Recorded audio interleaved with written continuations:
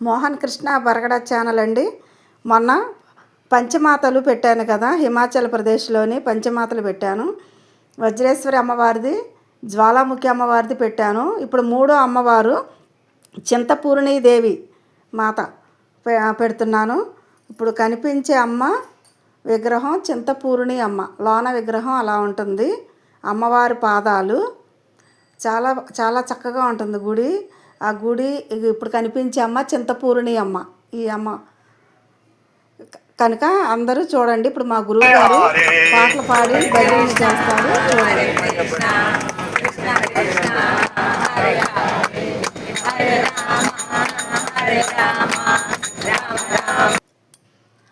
చింతపూర్ణి అమ్మ గుడికి వెళ్ళే దారి, అసలు అమ్మ గుడికి వెళ్ళే దారిలో మొత్తం షాపింగ్స్ అన్నీ ఉంటాయి.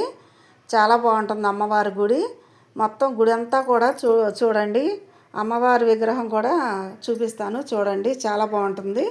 ఇప్పుడు అమ్మవారి స్టోరీ వివరించి చెప్తాను, వినండి. మా చింతపూర్ణి దేవి ఆలయం హిమాచల్ ప్రదేశ్లోని ఊనా జిల్లాలో ఉన్న అత్యంత పవిత్రమైన 51 శక్తిపీఠాల్లో ఒకటి. ఈ క్షేత్రంలో అమ్మవారు భక్తులకు యొక్క అన్ని రకాల చింతలను బాధలను దూరం చేసి కోరిన కోరికలు నెరవేరుస్తుందని చెప్తారు. ఈ ఆలయానికి సంబంధించిన పూర్తి చరిత్ర విశిష్టత మీకు తెలియజేస్తాను. శక్తిపీఠం. సతీదేవి అవయం దక్షయజ్ఞం భంగం జరిగిన తర్వాత శివుడు సతీదేవి మృతదేహాన్ని భుజంపై వేసుకొని తాండవం చేస్తాడు. అమ్మవారి పాదభాగం ఈ సమయంలో విష్ణుమూర్తి తన సుదర్శన చక్రంతో సతీదేవి శరీరాన్ని ముక్కలుగా చేయగా అమ్మవారి పాదాలు చిటికిన అమ్మవారి వేళ్ళు ఇక్కడ పడినాయి. అది అమ్మవారి యొక్క స్వరూపం దర్శనం. స్వయంగా శిరచ్ఛేదనం. ఒక పురాణ గాథ ప్రకారం ఒకసారి భవానీదేవి తన 2 సహచరులైన జయ విజయాల ఆకలికి తీర్చడానికి తన సొంత శిరస్సును ఖండించుకుంది. రక్తధారలు. అమ్మవారి మెడ నుండి 3 రక్తధారలుగా 2 దారలను తన సహచరులకు ఇచ్చి 3వ దారను తన తాగింది. చింతపూర్ణి రూపం. అందుకే ఇక్కడ అమ్మవారికి చిన్న మస్తకదేవి అని కూడా పిలుస్తారు. ఇక్కడ గర్భగుడిలో అమ్మవారికి పూర్తి రూపం లేదా శిరస్సు ఉండదు. పిండి రాతి రూపంలో పూజలు అందుకుంటుంది. ఆలయ స్థాపన భక్తుడు మైదాస్ కథ. కలలో దర్శనం పూర్వం మైదాస్ అనే దేవి భక్తుడు తన అత్తగారి ఊరికి వెళుతుండగా ఈ అడవి ప్రాంతంలో విశ్రాంతి తీసుకున్నాడు. అతని కలలో ఒక చిన్ననాటి బాలిక రూపంలో అమ్మవారు దర్శనం ఇచ్చింది. ఆలయ నిర్మాణం తాను ఇక్కడే కొలువై ఉన్నానని, తనకు ఇక్కడ పూజలు చేయాలని అమ్మవారు ఆదేశించింది. వంశస్థులు పూజలు. మైదాస్ దేవి ఆదేశం ప్రకారం అక్కడ పిండి రూపాన్ని కనుగొని ఒక చిన్న ఆలయాన్ని నిర్మించాడు. ఇప్పటికీ అతని వంశస్థులే ఈ ఆలయానికి ప్రధాన పూజారులుగా వ్యవహరిస్తున్నారు. చింతలు తీర్చే తల్లి. చింత అంటే బాధ లేక విచారం. పూర్ణి అంటే తొలగించేది లేదా పూర్తి చేసేది. ఈ క్షేత్రానికి వచ్చి దర్శించుకుంటే ఎలాంటి మానసిక బాధలైనా తొలగిపోతాయని భక్తులకు నమ్మకం. ఇక్కడ నవరాత్రి పండుగలు మరియు శ్రావణ మాసంలో జరిగే జాతరలు ఎంతో వైభవంగా జరుగుతాయి. దేశం నలుమూలల నుండి లక్షలాది మంది భక్తులు అమ్మవారి దర్శనానికి వస్తుంటారు. చింతపూర్ణి అమ్మ చూడండి ఎంత బాగుందో అమ్మవారు. ఈ అమ్మవారే చింతపూర్ణి అమ్మ.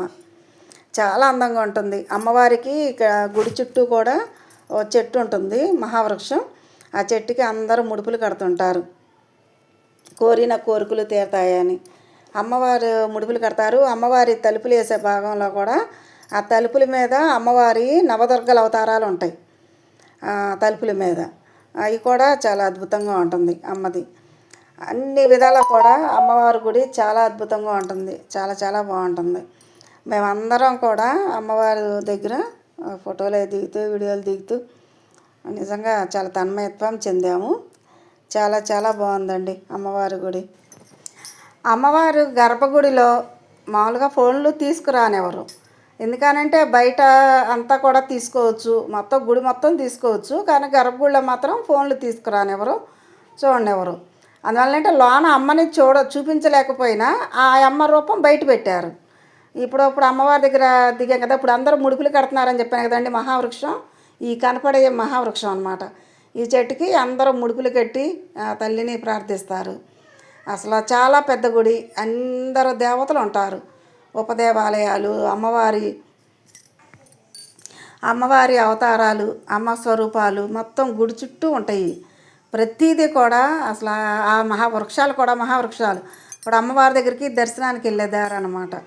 అమ్మవారి దర్శనం చేసుకుని ఆ చుట్టూ చూసుకుంటాము. అది చాలా అద్భుతంగా ఉంటుంది. పక్కన బయటకు వస్తేనేమో చుట్టూ కొండలు, పర్వతాలు కనిపిస్తాయి. అక్కడ గుళ్ళు కూడా పంచమాతలు కొండల మధ్యలోనే ఉన్నారు అమ్మవారు. బాగా ఎత్తైన కొండలకి ప్రయాణం చేయాలి. ఈ పంచమాతలో ఒక్కొక్క మాత దగ్గరికి 25 కిలోమీటర్స్ అలా ఉంటుంది ఆ డిస్టెన్స్లో. అలాగే పంచమాతలో కూడా అట్లా డిస్టెన్స్లో ఉన్నారు. కానీ అన్నీ ఒకే రోజు చూడలేం కదా, అందుకనే రోజుకి ఒకసారికి అట్లా తీసుకెళ్ళి చూపించారు మా ఇస్కాన్ గురువులు. ఇస్కాన్ గురువు ప్రభుదాస్ గారు, యువరాజు గారు, నందకిషోర్ గారు వీళ్ళన్నీ వివరంగా చెప్పి చూపించారు.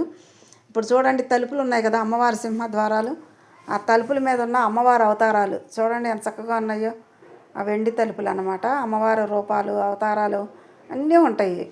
అంటే అన్ని అవతారాల అమ్మ అక్కడ తల్లిలో ఉన్నాయి. ఇక్కడ వెలిసిన అమ్మవారి దగ్గర చింతపూర్ణి అమ్మ ఎన్ని అవతారాలు, పైన విఘ్నేశ్వరుడు.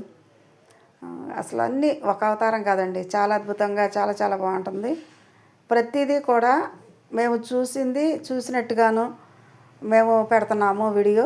అందరూ చూడాలి, చేయాలి, రావటానికి ప్రయత్నం చేస్తారు అన్న దీంతో మేము పెడుతున్నాం. మా గురువుగారు మాకు ఏదైతే చెప్తున్నారో అవే మీకు నేను వివరించి చెప్తున్నాను. కాకపోతే ఒక్కొక్కసారి కొంచెం ఆర్మీ వాళ్ళు, పోలీసుల వాళ్ళు కొంచెం ఒక్కొక్కసారి ఆ వీడియోలు తీయడానికి కొంచెం ప్రాబ్లం అనిపిస్తుంది, ఇబ్బంది పెడుతున్నారు వాళ్ళు. అందువలన కొన్ని ఏదన్నా చిన్న చిన్న మిస్టేక్స్ ఏమైనా ఉంటే అర్థం చేసుకోండి. సాధ్యమైనంత వరకు ఉన్నదాన్నే కవర్ చేయడానికే ప్రయత్నం చేశాము. అది ఈ అమ్మవారు చెట్లు దగ్గర అందరం కూడా ఫోటోలు దిగటం చేయటం ఇవన్నీ చాలా బాగా జరిగింది. చింతపూర్ణి అమ్మవారి దర్శనం అందరికీ ఆశీస్సులు అందరికీ ఉండాలని కోరుకుంటున్నాను. జై మాత, జై చింతపూర్ణి అమ్మ, జై మాత, భవానీ మాత, దుర్గామాత, బంగారు తల్లి చల్లగా చూడమ్మ అందరినీ. మోహన్ కృష్ణ బరగడ ఛానల్కి అండి ప్రతి ఒక్కళ్ళు కూడా వీడియో చూడండి, సబ్స్క్రైబ్ చేయండి, లైక్ కొట్టండి, కామెంట్స్ చేయండి. జై మాత అని పెట్టండి. ఏముంది, ఇప్పుడు అమ్మవారికి చెప్పటమే కదా. జై మాత అని కామెంట్స్ పెట్టండి, అమ్మవారికి వెళ్తుంది ఆ బ్లెస్సింగ్స్. అది కనుక జై మాత, జై మాత, జై మాత.